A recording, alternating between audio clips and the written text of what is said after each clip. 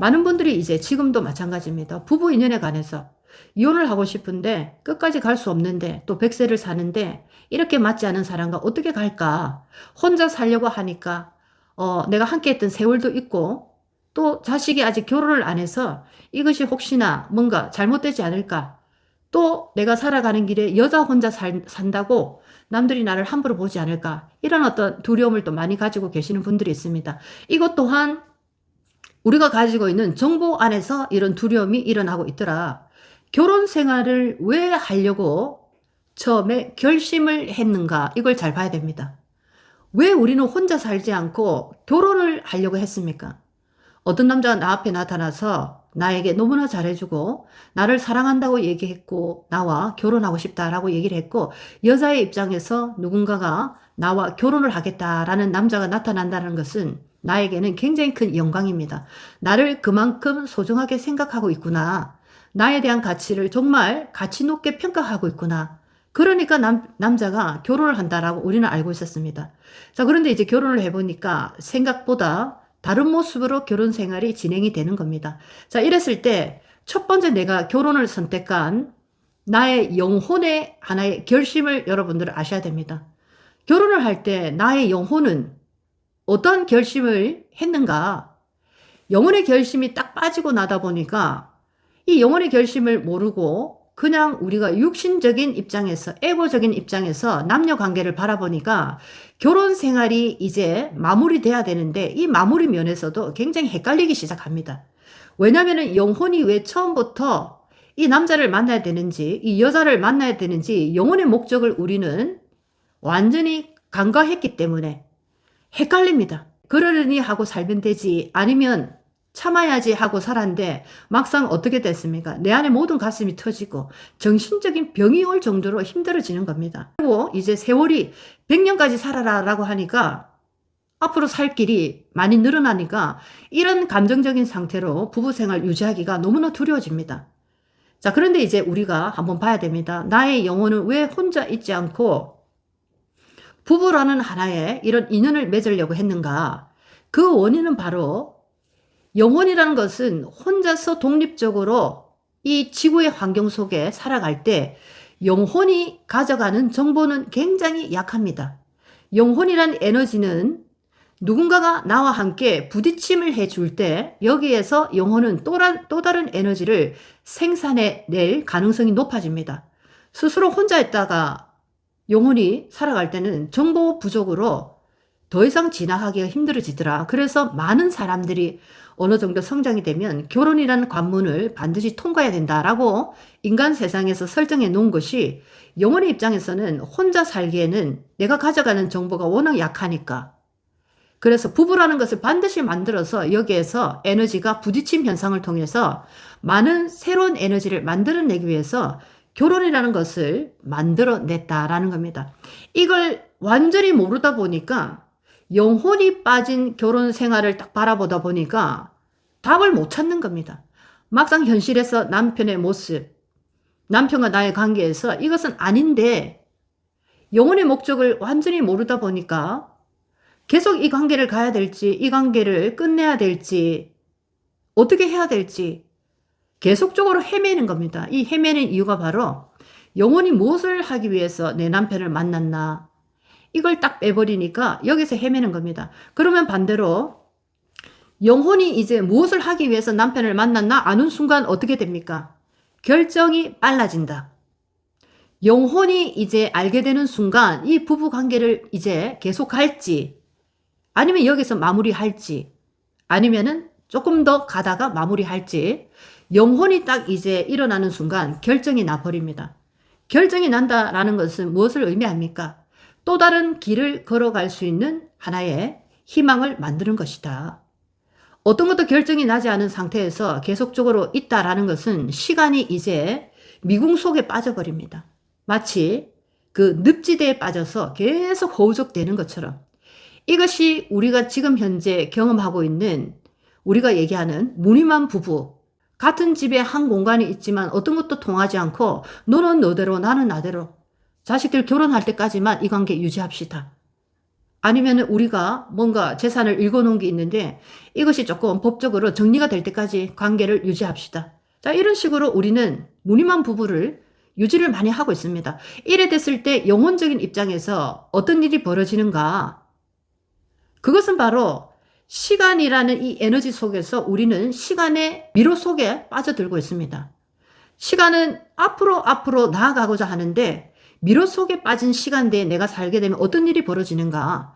새로운 인연이 나에게 찾아오지 않을 것이고 새로운 인연이 가지고 오는 새로운 기회도 나는 만나지 못할 것이고 그리고 앞으로 나아가는 나의 목표, 꿈, 목적지 거기까지 가지 못한다라는 겁니다. 배로 치면 항해를 하다가 좌초된 현상입니다. 배를 버려야 될지 아니면은 구조선을 불러야 될지 뭔가 수를 써야 되는데 그냥 그대로 배는 배대로 안에 승객은 승객대로 선장이 제대로 판단을 해주지 못하다 보니까 전부 다 그 속에서 배도 침몰되고 승객들도 침몰되고 선장도 침몰되고 이런 현상이 벌어지는 겁니다. 자, 그래서 우리가 사람과 사람의 만남에서도 인연의 시간이 있더라. 유효기간이라고 얘기를 합니다. 이 유효기간은 물질장에서 모든 것이 만나고 헤어지는 시간이 있더라. 그러면 만나고 헤어진다라는 것은 에너지적으로 다시 한 번 더 바꿔보면 서로가 필요한 정보를 우리가 가져갈 때가 있고 이 정보가 서로가 주고받는 것이 전부 끝이 나면 이것을 이제 끝을 내고 또 다른 정보를 가져와야 됩니다. 이것이 부부 사이에 일어나는 하나의 어떤 이혼하고 싶은 마음, 그런 어떤 마음이 일어날 때다. 자, 영혼의 목적이 뭔가를 이제 딱 알게 되는 순간 부부 관계에 있어서도 정리를 잘 할 수도 있고 정리가 잘 된다라는 것은 남편도 아내도 모두 다 밝은 길로 갈 수 있는 기회를 주는 겁니다. 이혼을 했다라고 해서 인생이 무너집니까? 아닙니다. 이제 많은 분들이 이혼을 지금 경험하고 있습니다. 이혼을 경험하고 더욱더 좋은 모습으로 변화되는 많은 분들도 나타나고 있습니다. 우리 할머니 때는 상상도 할 수 없었고 우리 어머니 때조차도 이혼을 하면 무조건 여자는 내리막을 내린다라고 거의 결정이 났습니다. 그런데 이제 우리 딸들의 시대는 어떻게 되고 있습니까? 이혼을 했는데 이 여자가 오히려 더 잘 되더라. 이혼을 했는데 이 남자가 오히려 더 잘 되더라. 자, 이런 어떤 경우들이 정보장에 나타나기 시작합니다. 그러니까 이제 그러면 우리 자식들, MZ들은 어떤 생각을 하겠습니까? 결혼에 대한 관념이 이제 변화됩니다. 왜 변화됩니까? 새로운 정보가 업데이트돼서 이 MZ에게 내려오기 시작합니다. 영화로서, 책으로서 또는 실질적인 나의 부모님의 경험으로서. 자, 많은 것들 정보가 옴으로써 MZ는 생각합니다. 결혼을 굳이 할 이유가 있나? 결혼하지 않아도 우리가 좋은 감정으로 함께 살아도 되지 않나? 그리고 이 감정이 끝이 나면 또 우리가 자연스럽게 분리해도 되지 않나? 그리고 이런 것이 사회적으로 모두 인정이 되는 그런 시대에 돌입되고 있습니다. 그래서 요즘 MZ가 동거를 많이 하는 이유가 여기 있더라. 사회적으로도 동거에 대해서 부정적으로 이제 많이 보고 있지 않습니다. 부모님들도 너희들이 성인이 됐으니 너희들이 결정해서 같이 함께 있고 싶으면 있고 아니면 아닌 거. 또 부모님들의 이 관념이 어떻게 변했습니까? 부모님들 주로 X세대 베이비 부모. MZ가 결혼 생활을 할 때 이혼을 하고 싶다라고 할 때 옛날하고 많이 달라졌습니다. 너가 그렇게 힘이 들면 스스로 해결을 해라. 엄마 아버지는 너의 의견을 존중하겠다. 옛날로 치면 있을 수 없는 일입니다. 옛날에는 어떻게 했습니까? 어디 우리 집안에 이혼을 함부로 입에도 담지 마라 라고 얘기를 합니다. 집안 얘기를 끌고 들어옵니다. 우리 집안에는 이혼은 없다. 자, 그런데 이제 어떻게 됐습니까? 정보가 업데이트된 게 많이 내려옴으로써 여러 가지 경우의 수를 우리는 만나고 있습니다. 아, 이렇게도 살 수 있구나. 혼자 사는 방법도 괜찮네. 혼자 사는 여성분이 많이 늘어납니다. 혼자 사는 남성분이 많이 늘어납니다. 이분들을 딱 이렇게 보니까 혼자 살면 자식도 없고 아프고 힘들 때 도와줄 사람도 없고 외롭고 힘들 때 어떻게 할까? 자, 그래서 결혼을 선택했는데 혼자서 50, 60을 살아가는 많은 싱글들을 보니까 너무나 인생의 만족도가 높다라는 앙케이트 조사도 나오고 있습니다. 우리가 이렇게 행복도 측면에서 많은 부류를 이렇게 조사를 해보니까 혼자 살아가는 분들이 1위를 했습니다. 나는 나의 삶에 너무 만족합니다. 자식이 없고 또 누군가가 없는데, 배우자가 없는데 혹시 두렵지 않습니까? 결혼을 하지 않았기 때문에.